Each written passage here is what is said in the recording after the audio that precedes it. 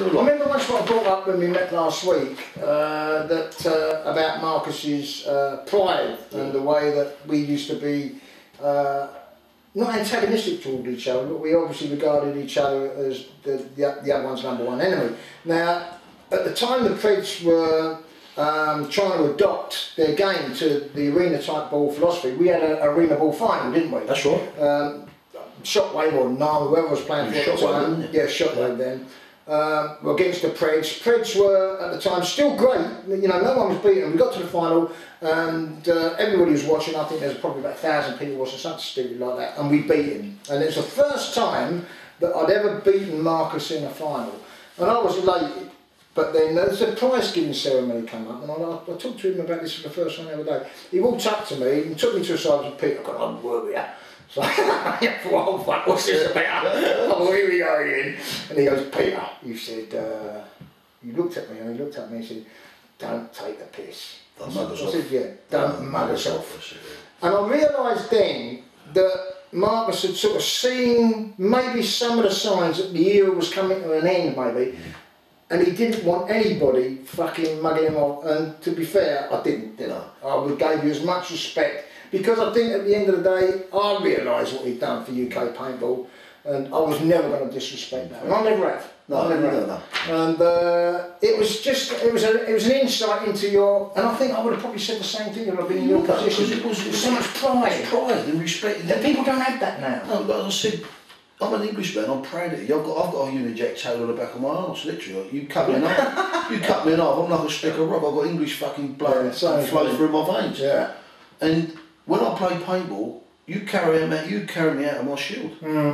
I didn't give in. You know what I mean? No, I should think you're like that in a fight as well. You wouldn't give up. That's right, you don't give up, and that was the philosophy that we used to carry. You know, I used to try and drill into my players.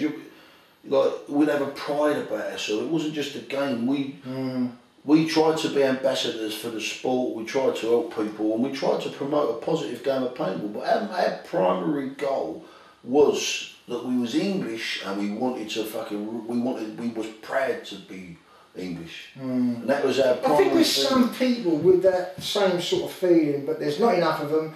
There's not enough characters in that sport now, because if you ask the average paintballer now, like, who's the best player, who's this, there's no one that comes to the top. Yeah, but you're not going to get any individual skill with 10,000 paintballs being shot in here.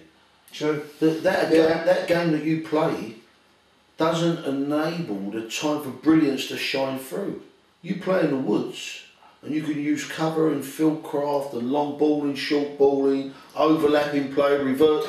There are some exceptions to that. I would say if you watch a game of paintball, it generally unfolds along similar lines, in as much as that people run out to their bunkers, assume primary positions, shoot a fucking shed load of paint. Now, in the modern game, you might shoot 2 or 3 off the back. It's come down to 5 man now. 2 or 3 off the back. If you shoot 2 of the other team, that's the game one. It's 40 seconds. But up until this time, there's a guy called Ollie Lang. I think you've heard of him. Yeah, Ollie Lang. Now, this guy, you could watch him, and I've watched him hundreds of times.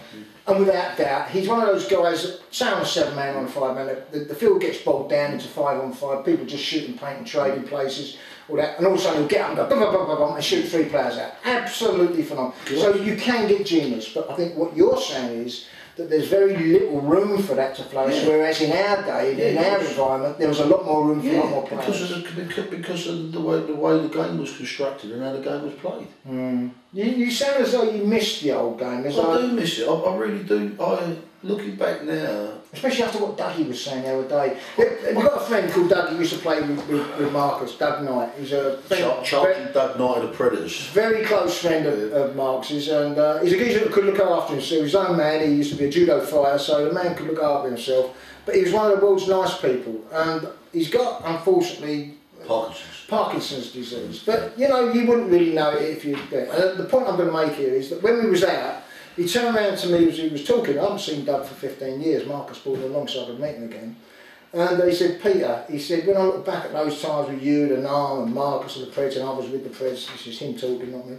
He said, "those were the best times in my life." And I said, "What, really? They were the best?" And he said, "Peter, without a doubt, those times were the best." And I've got to say, when I look back, Mark, even though me and you had our tear-ups and all the rest of the crap, they were the best times in my life. The amount of fun We used to have, because what you have to appreciate, the Predators, we used to have a team meeting every week. Every Are we week. like Waldorf and Statler though? You know, like in the fucking Muppets, like the two old boys up there. Are we like that now? Are we like an anachronism now that people can't relate to in this modern day? Or do you think we've got something to say to them? I think we have got something to say to them, because the thing is, if you break down what I preached and what I did years ago into the new game, as in the constraints of their own game, because I don't understand their game like they did, like they do, but I bet you if you look at the Russian, what's the Russian team called? Russian Legion. I bet they do what I used to do. They were very regimented. I bet they don't leave nothing to chance. Absolutely Every right. single thing is in their favour. So what you're saying is then that you can employ these philosophies, but the environment in which they're expressed. Yeah, you have to make it work for that environment. But Could you make it work in this environment? To be If I paid you £1 million, so Marcus, right. get back in there and do what you do with the place, could you do it? Not would you want to do it? Because I think, to be truthful with you, if you've got a paintball brain and given enough time and patience and learning how, it wouldn't be easy, because I had a little try of it before, but I didn't have the tools around me. You didn't have the facilities. I didn't have the facilities and the players around me. You definitely didn't have the players. But if a boxer doesn't lose his punch, and you don't lose that. You don't lose your brain. I remember going with you once, years ago, we went fishing for trout. And I went along with Marcus at this little lake down somewhere, Surrey way. And I had my rod and a bit of fucking thing. And then Marcus got out his fly box. That's right. That's it. Everything was in order, every single one. And he looked around and said, well, I'll use this one. And I thought, fucking, what's he doing there? And he fucking started all this stuff. I mean, I'm no good at hell with that shit. And he started whipping it out there. I thought, fucking, he's good at that. It wasn't just that you were good, you caught, I don't know how many fucking trout.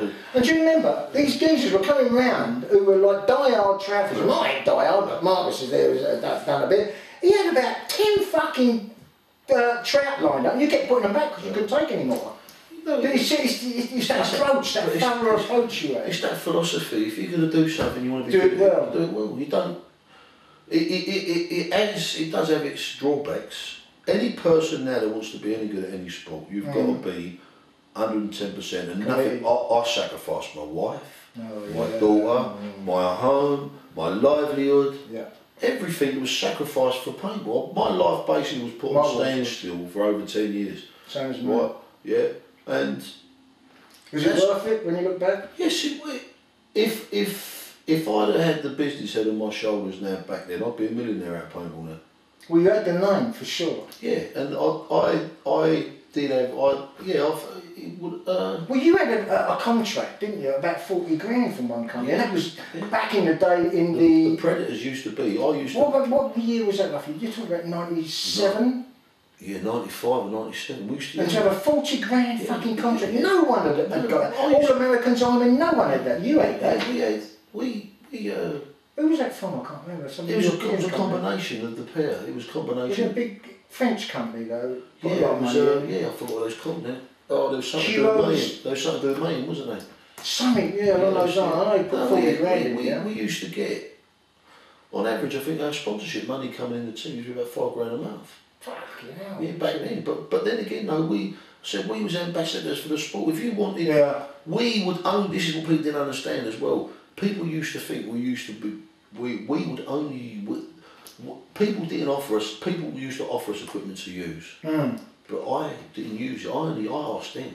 Yeah. If your equipment could give me an edge, or you could give me something else that nobody else has got, I would sponsor your product, right? And I would make your product sell. And you fucking wouldn't know. I mean, I remember how many people bought sterlings on the back of your success. But it's like something like that. All the people, the barrel manufacturers now think they know they was the kingpins of it. I can remember going to DAC Barrels, a place in South England. I can't remember exactly. No, I remember around Surrey, that's right. Going down and saying, I want 3 different bore size barrels.